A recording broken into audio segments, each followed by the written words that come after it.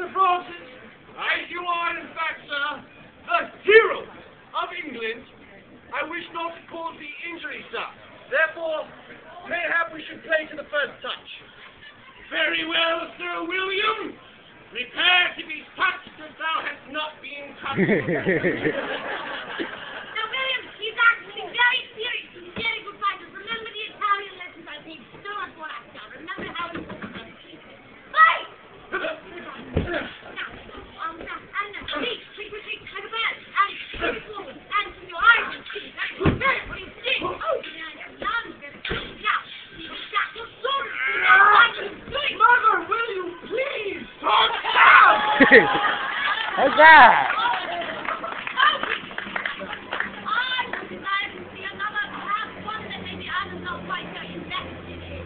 Well, I will volunteer to attend to this matter. And Sir Walter has so graciously stepped forth, might I seek respite with your majesty? Please come join the ladies in repose and make pity with that gentleman. Sit next to me if you like. So it is to be, you and I once again old friends. It is true, Sir Francis Drake. You and I once again, like we used to do in Devonshire. Shall we play by the same rules as before? But, of course, to the first touch. To the first touch, certainly. Tonight, Sir Knight, my Queen, your Majesty, Countess Devonshire, the place where we were born. Countess Warwick, the place where we are. Sir William Dudley. And that girl's sister. Very good.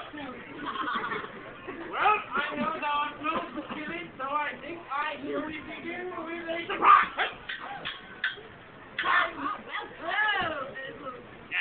It appears that he is too skilled for the likes of me. And so, I must employ that article of chivalric power known as a fair lady's favor. Countess of Devonshire, that place where I was born, I, Sir Francis Drake, hero of England, do humbly beg a favor of thee. And I give it to thee gladly, Sir Francis. Yes. Well, that is most fine, Sir Francis. And I am suffering envy at this time. It's a sin. I am not proud of it. Prepare thyself. I am now prepared. Well, Sir Francis Drake, clearly thou art a master swordsman, and I cannot hope to penetrate thy defense. So, I, Sir Walter Raleigh, must need mine own lady's favor. Countess, dear Warwick, I shall earn my favor by composing a poem extempore. I love poetry. Tree, look at you, Tree. You are very tall, very brownish also. Someday, if you are very good, you will be very tall and hug your creator God with your branch-like arms. But scratch not God, of course it will be defeated. Sir Walter! It's a terrible poem. I'd rather see you fight than listen to you speak.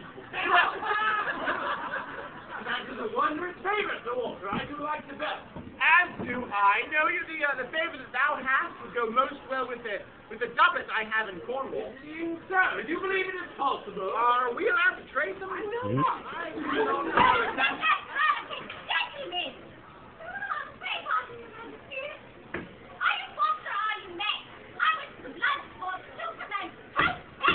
Very well, we are men. It is so. And because of this, blood shall flow. Oh, that was a fine poem, my favorite kind of poem. We should work in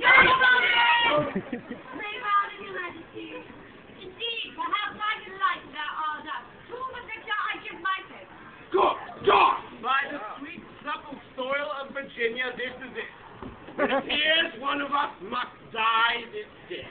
Well, I am pleased that I will die by thy hand, or perhaps kill you by friend. If it's so, I do look forward to either being pierced through the heart by your blade or stabbing in the face. Prepare thyself, Sir Francis. Prepare to die.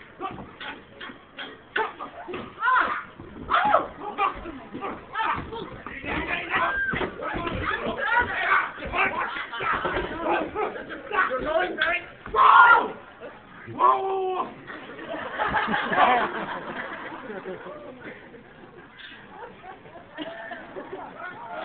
No use from I do apologize. I know not what really did concern me. You know what? All is forgiven, good friend. We are fighting for the favor of the Queen. Of course. We are going to get a bit carried away. All is well.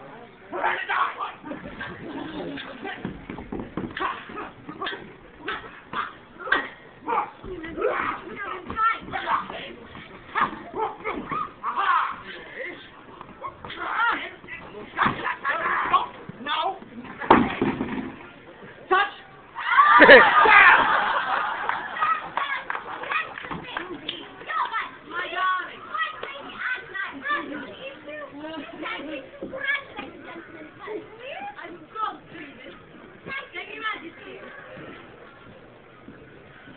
No, you good people. It is well that we did not slay one another, Sir Walter, for we are such good friends, and that would not be fitting, aye? Aye.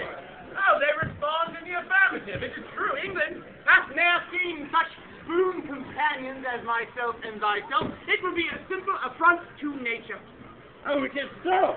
We are bosom buddies, he and I, and know you I am lucky for it. For he is such a fine gentleman, Sir Walter Raleigh, that the trees themselves do bow before him as he doth proceed by. Well, that is very sweet, Sir Francis Drake, but know you, good people hither assembled, that Sir Francis Drake is but a wondrous commander. He could but with his one ship, the Golden Hind, destroy the entirety of the Spanish Navy. Oh, my.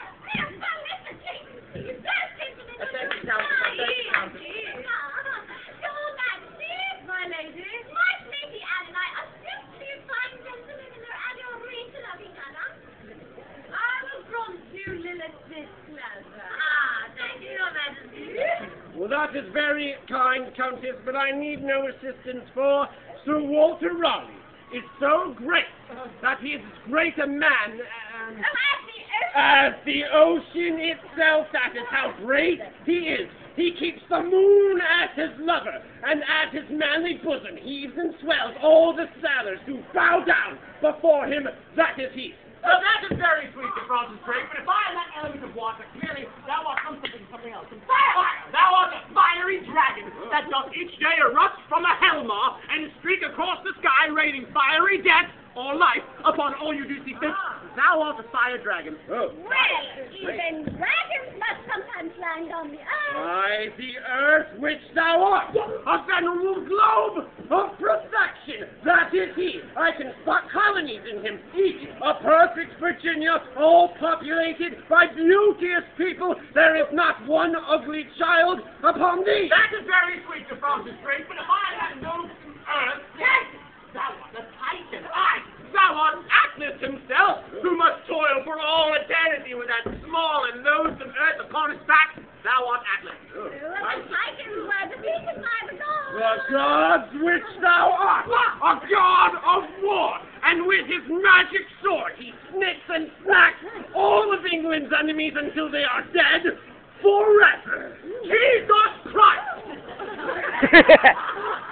If thou be not he, thou art clearly his cousin. Sir Walter, I cannot accept this honor, and therefore I, Sir Francis Drake, humble as I am, shall dig a hole beneath thee and die beneath thy feet, like into the worm I am. I shall die. That would you be no pleasure, Sir Francis Drake, and so I shall dig a deeper hole instead. One beauteous morning, I begin digging all by myself with a smallsome spade. Lower and lower and lower I dig until I see thy little grave, and it is very sweet, but it's not deep enough, for I am still digging, and deeper I go until I erupt from the feeling of Hades itself, landing very gently beside the river Styx, and then I build a simple raft out of bone and blood that I see all scattered about, and I roll across the river, and then I continue digging down and down, and I do hear the beauteous music of Orpheus, and it makes me very sad, and I say, sorry about thy wife, Orpheus, but I have dark work to do. So down and down I dig, and I do see the unbaptized babies, and that makes me very sad, but gotta dig. So I'm digging and digging and digging some more until I finally reach the bottom circle of hell itself, and I do see Satan's maw crunching